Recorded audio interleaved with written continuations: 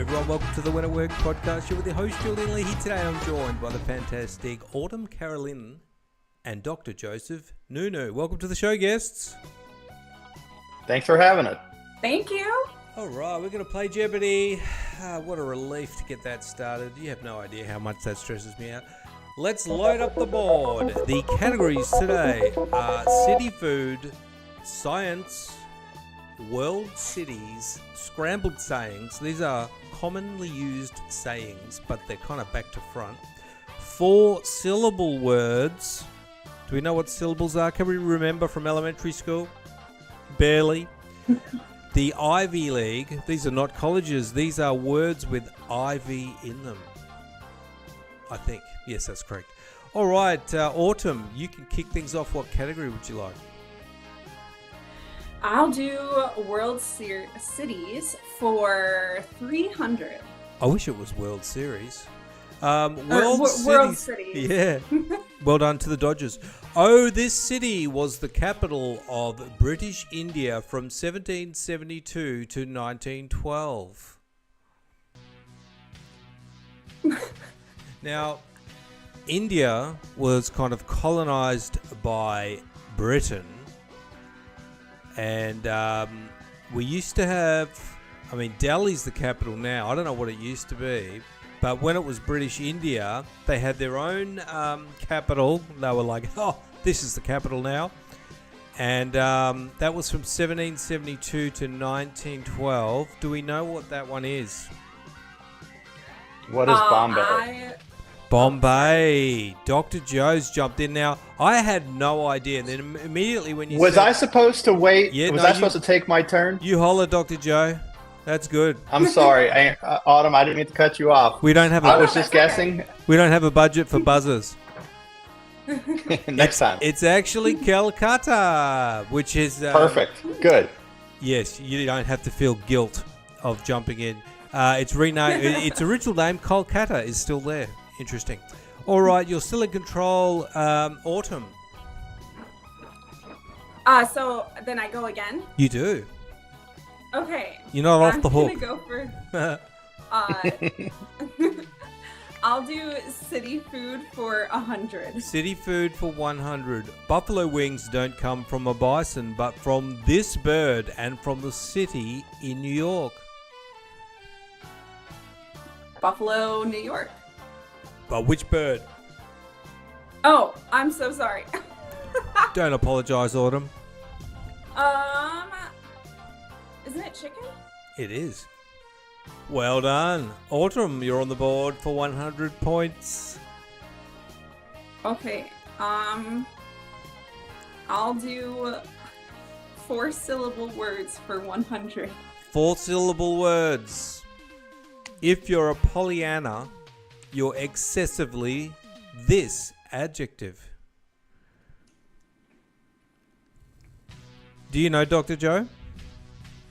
I don't. I'm coming up with guesses, and I keep coming up with 3-syllable words. I'm still working on it. Well, I'm going to give you a clue. It's somebody who's excessively positive. What's the 4-syllable version of that? I was going to say annoying, but that's only 3. No.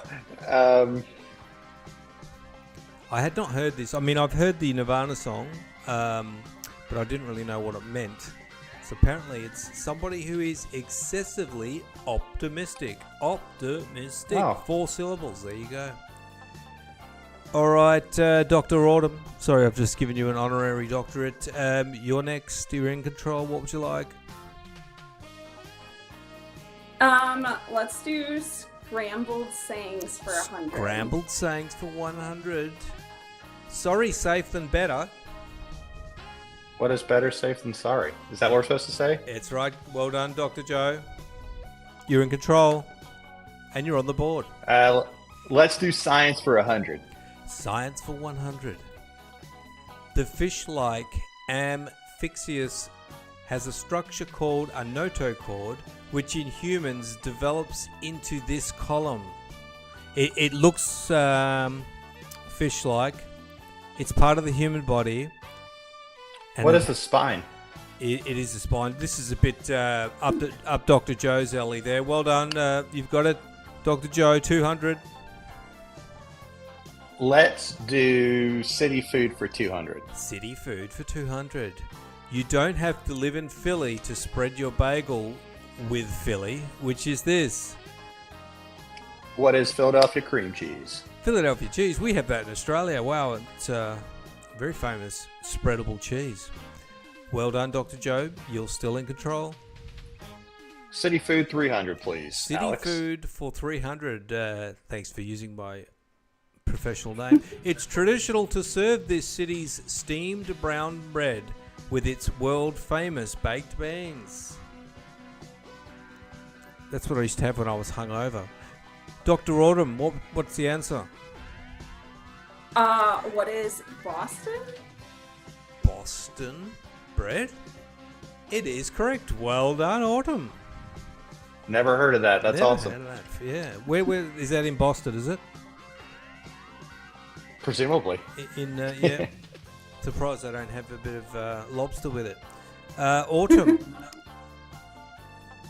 Okay, I'll try city food for 400.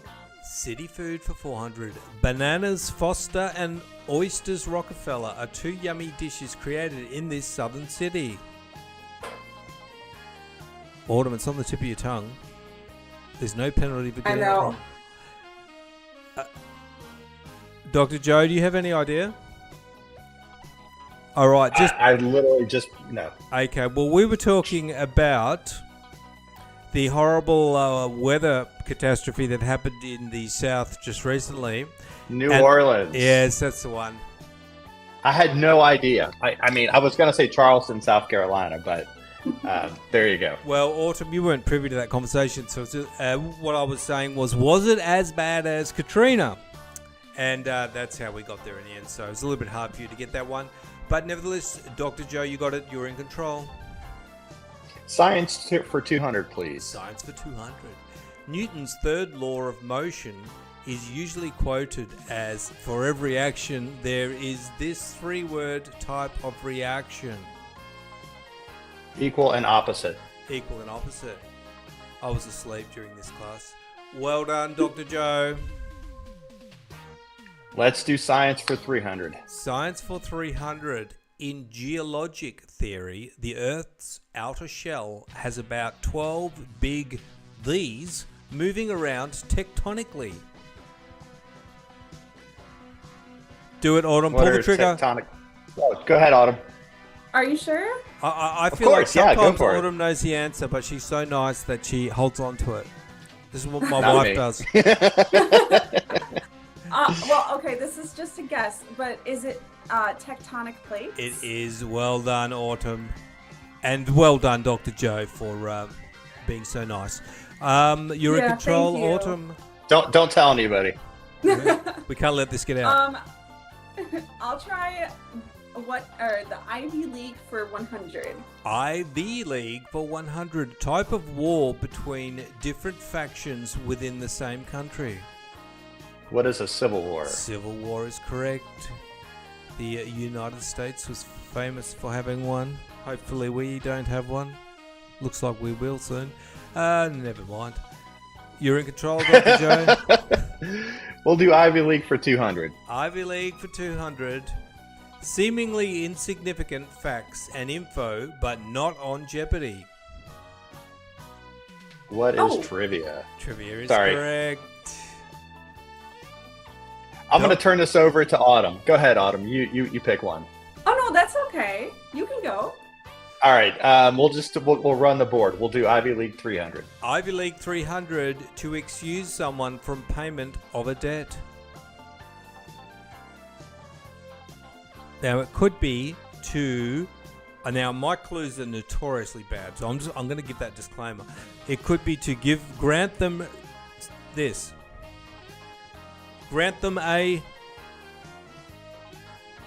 I was going to say what is forgive, but that doesn't go with your clue so well. No, that's to say ignore my clue. Actually, let's go with that, Dr. Joe. And you are correct. Always ignore my clues. I was going to say reprieve, but that was way too complicated and not correct. Dr. Joe. World cities for 100, please. World cities for 100. For a day of fun and shopping, a lot of people head to this Mexican city about 15 miles south of San Diego. What are they shopping for? What is I don't want to know. What is Tijuana? Tijuana. Rhymes with that. Well done, Dr. Joe. World cities for 200, please. World cities for 200. Volksgarten isn't a parking lot for Volkswagens, but a beautiful park noted for its rose bushes in this Austrian city. And I hear an O coming from Autumn. What is Vienna? Vienna is correct. Well done, Autumn. 900 points. What would you like? May I have world cities for 400? Absolutely. World Cities 400. The defenders of this city were considering surrender when Joan of Arc got the king to send a relieving army. What is Paris? Paris. I feel like they're always surrendering. Yes, that's a bit rude. Let's take a look. Very. It's actually Orleans. So there's a city called Orleans, which is probably why New Orleans, with all the French connection, is named New Orleans. Orleans is the answer. Autumn, you still in control? I do scrambled sayings for 200, please? You can, scrambled sayings. Can't join them if you beat them. If you can't beat them, join them. That's the one. Dr. Joe, what would you like? Scrambled sayings, 300, please. Scrambled sayings for 300. A hard rock and a place between. Autumn, have you been stuck in between a rock and a place? hard place? Have you heard that one? My dad No. says that. That's why I know that one. Stuck between a rock and a hard place. Who's in control? Dr. Joe, what would you like?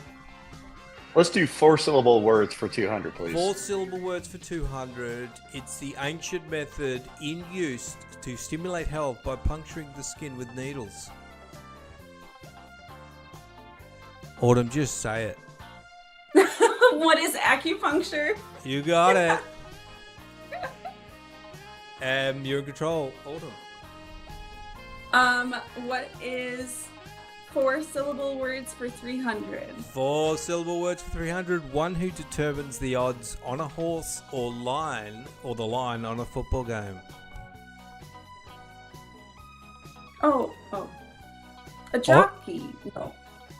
Well, these days it's all legit, but in the old days it was kind of a little bit organised crimey.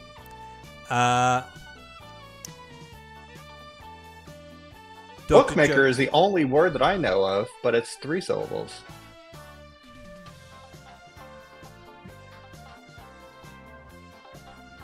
Yeah. Interesting. So it's not that. I thought it was bookmaker. Let's take a look. Handicapper. Never heard that. So they determine the odds on the horse race, and the bookmaker takes the bets. Dr. Joe? 4-syllable words for 400, please. 4-syllable words for 400. The word for this type of test you may run on your computer comes from the Greek for to know. What type of test do you run on your computer? 4 syllables comes from the Greek for to know.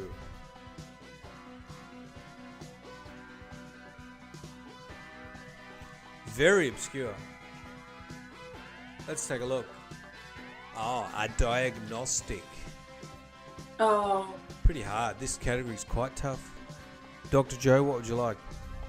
Let's just finish weekly like we did the rest of this category. 500 4-syllable words. 4-syllable words, 500. Determination and energy in starting a project or the process of citizens proposing a law for the public to vote.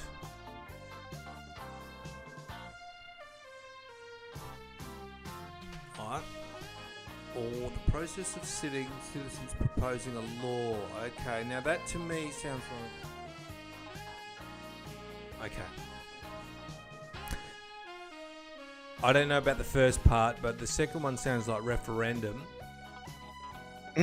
Let's take a look. Initiative. My clues are terrible. Dr. Joe, what would you like? Let's have one more question, then we'll wrap it up. I'm gonna turf this to Autumn. Please pick it. The ball Please pick has the been last passed. one. Autumn. Yes. Are you sure? Yes, absolutely. Okay, let's try. I'll do world cities for 500. World cities. More than half of Manitoba's people live in this city. What is Calgary? Calgary. Winnipeg. That was close. It was close. Same thing. In Same Canada. thing. Well, let's have a round of applause for our wonderful guests. Autumn has finished on 1100. Dr. Joe on 1900. You guys got plenty of questions right. Most of them I did not know the answer to. All right, Autumn, tell me a little bit about what you're up to. And you have a bit of a love for photography. Is that correct? Thank you so much. And congratulations, you did a great job, Doctor. You did too. You're a fun teammate. Thank you. So my name is Autumn, and I had a goal to go to 30 countries before I turned 30. And I have written a book all about it, and it's called Traveling in Wonder. And basically with this book, it goes through the different ways that I was able to go through the 30 countries. So I was a flight attendant, a travel agent. I studied abroad, and then I am now a travel photographer. So I sell my work in a studio here in Minneapolis and online. And yeah, it's just been a really fun ride. And thank you so much for having me. Wonderful. Well, that's exciting. And so you decided you want to go traveling. What was the first place you went to, and how did you get there? The first place I ever went to was when I was 22. I flew and lived in Canterbury, England for 3 months. Wonderful. That's a beautiful part of the world. Did you enjoy that? Yes, I loved it. And it was a great way for me. I had this goal to go to 13 countries in 13 weeks. So I had classes on Tuesdays and Thursdays. And Thursday night, I would sleep in the airport at Heathrow Airport on the floor. And then Friday morning, I would wake up and fly to the new country, and then be in the new country from Friday to Monday, and then come back Monday night for my class on Tuesday morning. And I was able to do it in the 13 weeks. And then I went to the 13 countries, and that was kind of like my beginning start for getting the travel bug. Well, that's great. Yeah, that's the best thing about Europe is you can just pop in a little car and zoom around and go through countries. Like that blew my mind to being Australian. Like 2 hours later, I was in Belgium or something. Like, what? And what were you studying in Canterbury? English literature. Wonderful. What university they got at Canterbury? It was University of Christchurch, Canterbury. Okay, wonderful. And that's one of those really old ones that's probably like 1,000 years old? Yep, and it's right by the Canterbury Cathedral, so you could like walk down the main square. Oh, that's really the big one. Isn't that the one where Prince Charles got married originally? Maybe. I think so. I know it was the Archbishop of Canterbury was the MC, or probably you don't say MC, but anyway. Well, that's wonderful. And then you started to. Over how many years did all of this happen? Did you come back to the US and then work out? Okay, I need to go back traveling, so I'll just work for a few years. Is that what you did? Yeah. So I basically, as soon as I came back from studying abroad, I graduated a week later.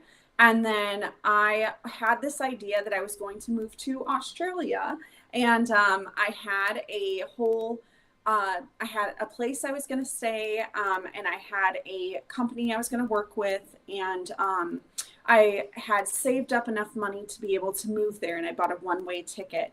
And then 3 days before I was supposed to fly out, I had this gut feeling that I shouldn't go, and I didn't know what it was. And I listened to it, and I did not go on the trip, and I had to cancel everything. And I didn't really quite know why it was what was the reason for it.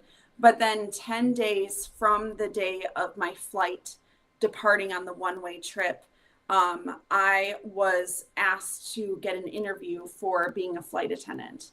And I don't even remember like applying for all these different flight attendant positions. And then it was like a fast track to then becoming a flight attendant.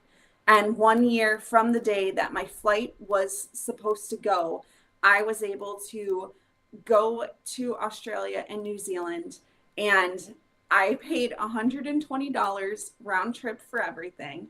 And it was when I was a flight attendant. And so it was kind of like this coming, this circle of being able to understand like, wow, I'm really happy I listened to that, because now I had so many more experiences flying around the world than I would have. Not saying that Australia is not an amazing place, but it was. Well, there's a lot of nothing here, and there's, you've seen the four capitals, and then you're like, oh, I'll go in the middle, and then you go, oh, that was a mistake. Well, that's what I think anyway. But that's great. Now, the question I've got for you, being somebody who hates wasting either food or tickets, how much money did you lose on the ticket that you cancelled? Oh, I think it was like 1,000 maybe. Wow. I don't remember the exact amount, but I do remember I had saved up so much for it. And then when I booked it, I was so excited. And I told everybody, and I had like boxes everywhere with all my stuff because I was going to go. And then I had to explain to everyone, like, no, I'm actually staying. What reason but I don't did know you why give? yet. I'm sorry? What reason did you give everyone for not going? I told them I had a gut feeling that I shouldn't go. And then I didn't know why, but I listened to it. And then that's when I became a flight attendant. And it was, I don't know, it was really weird. It was crazy. Yeah, that is crazy. So no regrets there. It's very interesting how sometimes you make a decision and something else happens. If you hadn't have got that call, you would have been upset. You would have had regret, but you didn't. Yeah. Wonderful. Yeah. And so you've written this book, and how long did you travel for over the whole period? Have I already asked that? So I started when I was 22, and then I was a flight attendant for a few years, and then I became a travel agent for a little bit, and then I was a travel design manager for a corporation here in Minneapolis. And so I reached the 30 by 30. So it was like 8 years. 8 years all up. And now you've written this book, and what are you hoping to come around the corner? Well, I'm working on my second book now. So I'm hoping that my goal is 40 and 40, and I'm at 34 right now. So I'm just going to continue to go and write. And so your goal is to keep traveling as much as possible. Okay, well, that's excellent. I'm so jealous. And how has the response been to this book? Really good. It's been amazing. I was asked to be on like a few news stations and like radio stations, and it felt like just really amazing to have that experience with the release. And just feel the support from a lot of people. It's been really like heartwarming. And how long have you been promoting this particular book? It came out in February of this year. In February of this year. Wonderful. Well, if you want to live the nomad lifestyle, have a look at what Autumn's written in her book. What's the book called? It is called Traveling in Wonder. And then the subtitle is A Travel Photographer's Tales of Wanderlust. Travel photographer / flight attendant / flight designer, or whatever it was. Wonderful. Well, thank you very much. The wonderful Autumn Carolynn. Is that how I pronounce it? Mm-hmm. Wonderful. And if you want to check out Autumn's book, the link is in the show notes. Thank you very much, Autumn. Well played. Thank you. All right, Dr. Joe, tell us a bit about what you're up to. Now, it's kind of the pharma world, which makes everybody freak out, but it's not what you first think. Dr. Joe, the pharmaceutical industry. What do you? In fact, I cringe.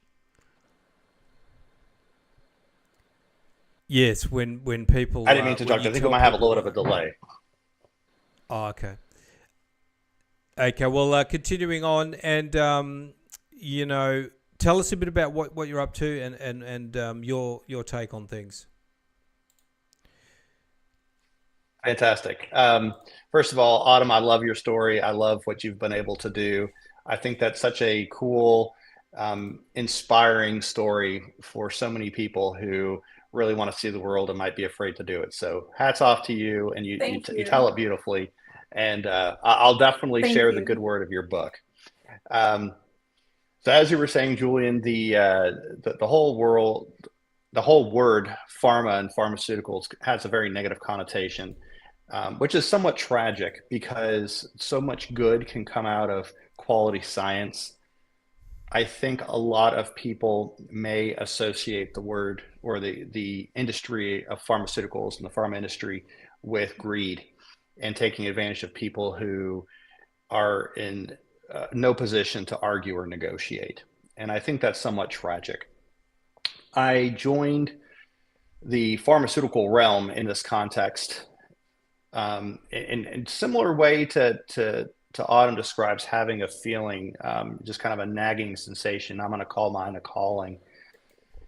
During my 12 years of anesthesia practice, I had this increasingly nagging feeling that the worsening opioid crisis was something that I had the ability to address and could really offer significant aid and assistance to. Selfishly, I denied those feelings and that calling because I had a great full-time paying job. I've got a home, I've got children, and a lot of responsibilities that go along with all those wonderful things. During COVID, our anesthesia practice. No, continue on. Our anesthesia practice was. Yep. Our anesthesia practice was not doing very well. Income dwindled significantly, and I decided that now is the time for me to actually do something with this. As I saw it, if not now, then never. And around the same time, the illegally manufactured fentanyls were coming across our border, and people were dying at rates about 3 times higher than they were just a few years earlier when I first conceived of this solution. So I left full-time practice, began practicing for basically half-time so I could pay the bills and fund this pharmaceutical endeavor. This happened about 3.5 years ago. Over that period of time, we've successfully identified a viable solution. We've got a working formulation, and we've successfully passed the proof of concept trials. Why I feel so passionate about delivering this medication really stems to what we started off talking about, and that is a tremendous negative slant towards the pharmaceutical industry and really mistrust of many in the pharmaceutical industry. So I've made it my mission to see this product all the way till it's in the hands of the people who need it most. I will be relying and will need to rely, I believe, on established pharmaceutical companies because they have the resources and the technical know-how when it comes to manufacturing and distribution. However, I won't partner with any organization that doesn't share the same mission and embraces the importance of keeping this medication accessible to those people who need it most. Of course, that means producing it in large enough quantities, but also keeping the price at an attainable level. Now, there's a bit of a balance there. you can't do this sort of thing for free, because if you do, you don't gain any interest in pharmaceutical companies. So what I did was I priced it, at least in theory, at the same price that the Narcan nasal spray works, or it was priced at, and found that price satisfied the market, but also was accessible to people. So my pledge is that it will be in that ballpark, and I really do believe that we can make a difference here. Dr. Joe, can you tell us a bit about it? What is the ResPen? Now, because this is about, as Joe was talking about, this is about addressing the problem. So we saw on Netflix the doco about the what was that company that was selling the oxycodone, and they had Purdue all those Pharma, pill mill dope doctors sick. just giving them out like Purdue Pharma. Yeah. So it's just horrific, and you know, I mean, I had it when I had surgery. They gave me something like that, and I was just like, I was off my face, as we say, and I thought, wow, this is such a powerful drug. And it's led to this horrific dependence problem, which they knew about, and they were making tons of money. And now Dr. Joe has got something here which is going to be working against that and helping people get off these horrific drugs. Tell us about the products, Joe. So an important clarification: this medication unfortunately does not help people withdraw, or does not reduce addiction. I wish it did, and if I had knowledge on how to do that, I would absolutely bring it forth. In fact, I think it's even more important. When I addressed this need, it was more of a triage effort. And in medicine, we talk about triage as saving the lives that are most and highest risk of being lost.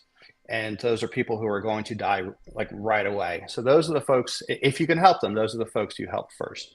So this medication works by deliberately stimulating the respiratory centers of the brain and tells the person to breathe. That compares to Narcan, which blocks the opiates in the system, therefore causing the person to wake up, very oftentimes combative and dangerous, and then causes them to breathe. The important thing here is that the Narcan only works for standard doses of opiates. These very large doses of these synthetic opiates like fentanyl and carfentanil are oftentimes not treatable with standard doses of Narcan. Sometimes you have to give more than 10 rounds of this medicine to save a life. During those 10 rounds, brain damage is occurring because oxygen is not getting to the brain. Because this medication works after a single dose, you can give it once, and in about a minute and a half, someone's breathing. They're not yet awake, but they're breathing, which means that the medical team can then transfer them safely and provide care for them as they go through withdrawals, giving them a second chance at life. A lot of times we talk about folks who have accidentally overdosed. Amazing. Yeah, thank you. It really is. It's as I mentioned, it's been very much a calling. People assume that I have close family members who have succumbed to this awful tragedy, and I really haven't.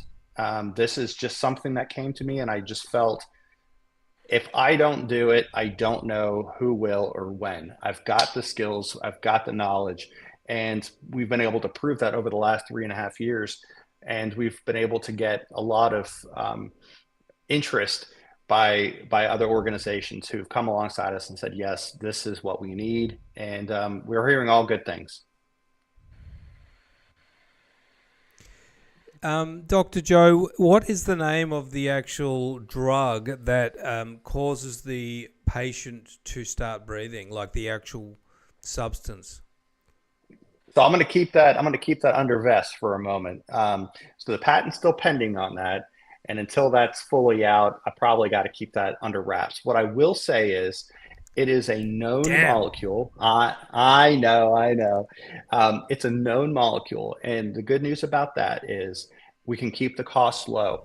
A lot of drug costs come from the early phases of drug development where they're trying to identify a molecule and then prove that the molecule isn't dangerous. That costs usually more than $100 million. We were able to save that $100 million by starting with something that we already knew worked. It just didn't work for the application that we needed it. So we were starting with a head start. It's already been proven safe. And we also know that it works in dogs as well. So these working canine units, these police dogs that get a nose full of these drugs when they're sniffing a perp's car, this will save them as well. So that's why we started there. And we've been very fortunate and blessed, I will say, to come as far as we have with the amount of, as quickly as we did. Wow, so it's a pre-existing compound that's already been proven to be safe to use. You have been testing it and found it to have effects for this cause where people who have overdosed on opioids, it allows them to breathe. And you're the first person that's done this, and you're seeking to patent it for this particular use. Is that correct? That is correct. And the whole reason for the patent is really to secure investors. The reality is I can't produce this on my own. It's about $50 million. It'll be about $50 million to bring this to market.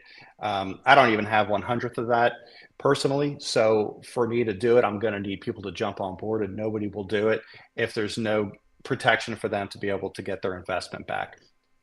So that's all that is. It's just a means to an end. Oh yeah, 100%. You got to patent it. Yeah, definitely. And that's great. And what's the response been to the trials that you've shown them? The response has been fantastic. So we've just wrapped up the initial proof of concept trials this year. We recently sent off a request for written response by the FDA, asking them to give us their blessing and direction on the next steps to make sure that we are going down the path they desire for us to go through in order to bring this to market. And we're requesting what we call what is known as the fast track designation. And what that means is instead of it taking 7 years to get this medication through trials, it'll reduce that to about 2 years. So with their agreement and with their fast track designation, Lord willing, I'll be able to partner up with a company that will carry this, be able to partner with a company that is looking to carry this mission through to the finish line and get it out to the people who need it the most. When do you expect to get news about the patent being approved? It's hard to say. Everything takes a long time with the U.S. Patent and Trade Office. We've already had back our first communications from them. I think it first went out to them, I think it was like April of this year. We heard back from them in August. They had some more clarifying questions. We responded back to them in September and haven't heard back since. So I expect it'll happen during 2025, hopefully sooner rather than later. But it's one of those things that I don't really have an insight into what they're going to do next. Yeah, you got no control over it, so you just have to sit back and wait. Well, that's fantastic, and I like the idea of that as a solution that we need, and I wish you all success with it, and that's what medicine's all about. And I mean, I'm not opposed to people making money either, and I think this is a very successful idea, and it solves a problem and helps people, so it just sounds fantastic. I wish you the best of luck with that, Dr. Joseph Nounou. Thank you very much, Julian. Wonderful. Well, we've got a bit of a delay. It's a bit weird. I'm going to wrap things up. Thanks to our wonderful guests, Autumn, Carolynn, and Joseph Nounou. Thank you, guests. And thank you, listeners. I'll see you next time. Bye-bye.